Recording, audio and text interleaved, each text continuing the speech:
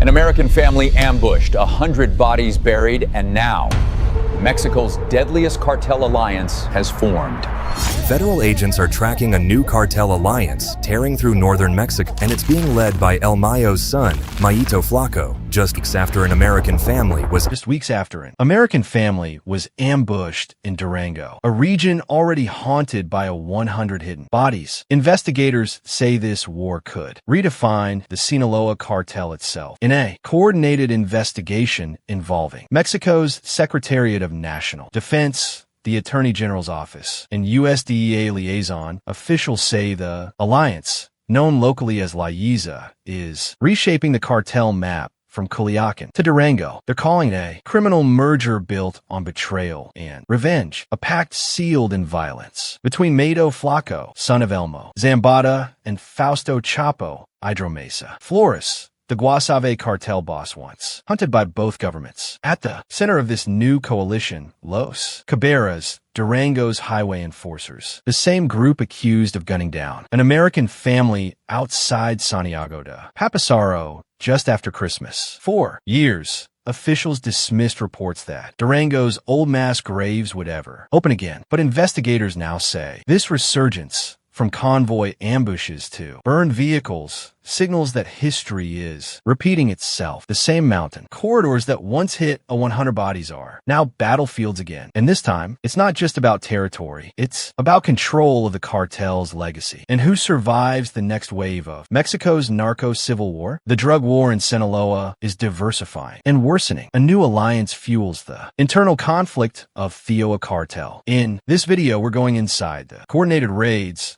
the shocking evidence uncovered, and the dangerous criminal alliances spreading from Durango's mountains to the U.S. border. And we'll show you how these same networks are now being hunted across the country. Across Mexico's northwest, cartel alliances are shifting, and federal analysts say one new pact could ignite a nationwide war. It's called La Yiza, a coalition led by Mayito Flaco, son of Ismael Elmo Zambada, joined by Fausto Chapo Mesa Flores, boss of the Guasave cartel. A new alliance between the Mesa and the Guasave cartel, backed by Mayito Flaco and Chapo Hydro, has intensified violence in Sinaloa against the Chapitos accused of betraying old pacts. Together, they've declared open war on Los Chapitos, the sons of El Chapo Guzman, blaming them for years of bloodshed and broken pacts. Music. In late 2024, the alliance was announced publicly on social media. Hours later, convoys of armored trucks swept through Guamal and Angostura in daylight, firing on Chapitos' safe houses. Local residents described it as the battles that lasted all night. Confrontations, armed convoys, and besieged communities reflect the escalation of the conflict in areas such as Guamal, Mayito, and Angura. Intelligence reports show one of La Yiza's first partnerships forming with Los Caberas, a Durango-based faction notorious for enforcing control along the Zarco Highway, one of the most dangerous trafficking routes in northern Mexico. In the Codoc,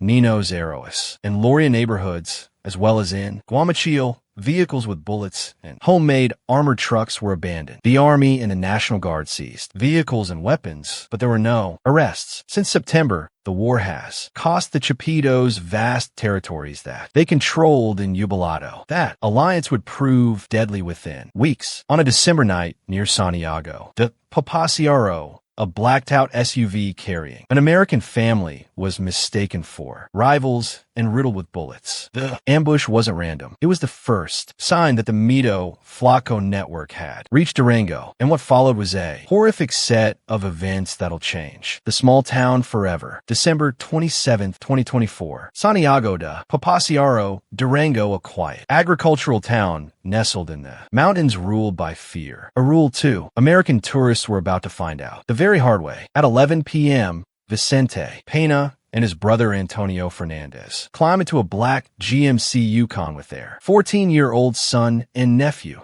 Jason. The Francisco Zarco Highway is one of Los Caberas' territories. The Durango-based faction now aligned with Mayito Flaco's La Yiza. For years, locals have known that after dark, you don't drive here. Every vehicle is watched through C4 cameras and cheap drones. A black SUV with tinted windows that'll be taken as a provocation somewhere along the China Kate stretch gunmen opened fire. Dozens of rounds tore through the Yukon. Vicente and Antonio were killed instantly. Jorge Eduardo Vargas, their cousin, collapsed in the back seat. Jason was dragged onto the road, a bullet shattering his skull. When police arrived hours later, its headlights still burning into the dust. Inside a scene so precise it looked like an execution. By the time paramedics got there, Jason was barely alive. He was airlifted to Houston's Texas Children's Hospital, his story making headlines on both sides of the border. But in Durango, the message was clear. The highways belonged to Los Cabarrus. Investigators believe the Pena family was mistaken for rival operators, linked to Los Chapados. Whether by drone, surveillance, or simple paranoia, Los Cabarrus reacted the way cartels do, swiftly and without verification. The Durango government has since launched an internal review, but few expect results. Alejandro Cabrera Sarbia, known as L02, still commands his territory, shielded by political connections that run through the state Congress itself. For the Pena family, it's a fight for survival. For Durango,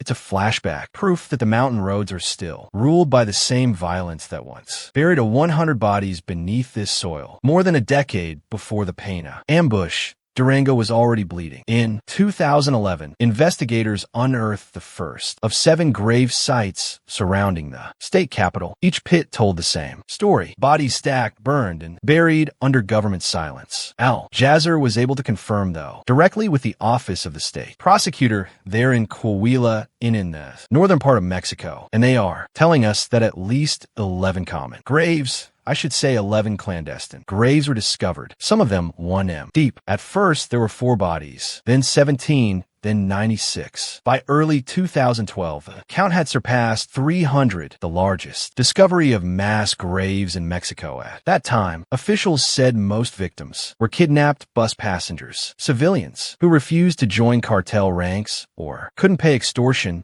and the details of what they did to those people were horrific. In those graves, they found fragments of human bones. The majority of those bones were burned up. Also, around the crime scene, investigators discovered barrels of petrol that had been emptied out, filled with holes. And their hypothesis at this stage, Shahab, is that fuel in those barrels was used to burn the bodies. The main suspect behind the horror was Omar Martin Estrada, alias El Kilo, a local Zetas commander. But the deeper investigators dug, the clearer it became. Durango wasn't just a Zetas graveyard. It was a battlefield between factions of the Sinaloa cartel and their rivals. A war waged beneath the ground, including today a large cache of weapons, more than 160 assault rifles, a few grenade launchers, and even a few rocket launchers discovered in that part of Mexico, more like 200 kilometers south of the town we're talking about. Those weapons apparently were a weapon cache belonging to the Zetas. Forensic examiners ran out of space,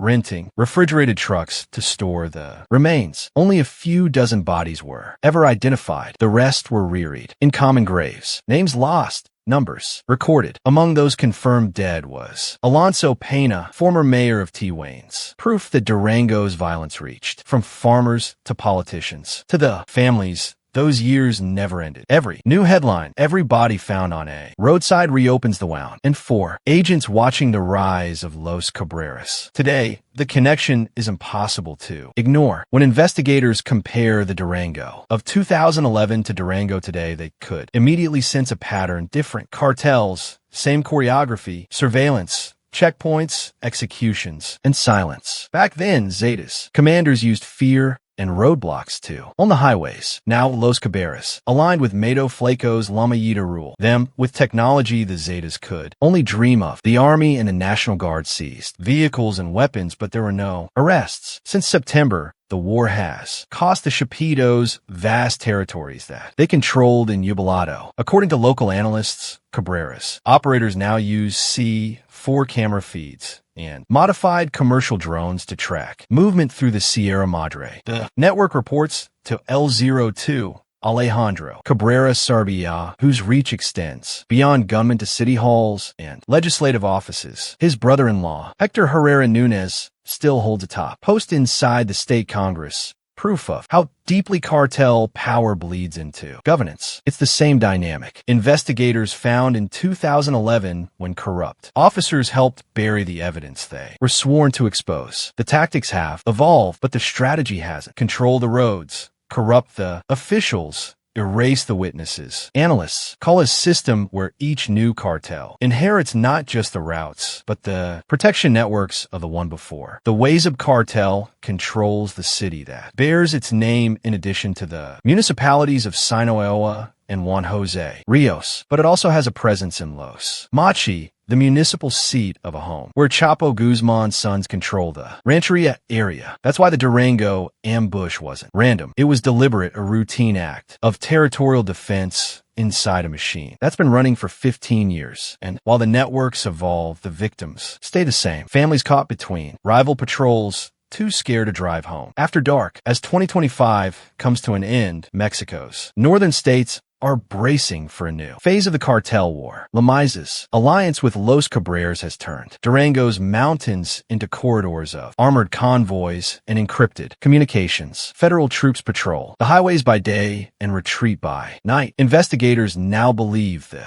alliance controls a chain of smuggling routes stretching from Guasave to the Texas border, the same corridors once fought over by the Zetas and Sinaloa, gunmen more than a decade ago. In Culiacan, whispers say the Misa are stockpiling new armored vehicles. In Durango, locals talk about new checkpoints at night. And in Washington, analysts warned that the line between cartel and government territory is disappearing fast. For the Pena family, it's already too late to turn back the clock. For everyone else on these highways, the question isn't if this war will reach them, it's when. The graves of 2011 were supposed to be history, but the soil of Durango never forgets. And if investigators are right, the next bodies may already be buried. What's happening in Durango isn't just a cartel war. It's a test of how deep corruption can go before a country breaks. Every time a grave is uncovered, another network emerges. Every time one leader falls, another alliance rises to take his place. The story doesn't end with Mayito Flaco or Los Cabreras. It's unfolding in border towns and bank transfers in the silent agreements that keep the trade alive. If you've made it this far,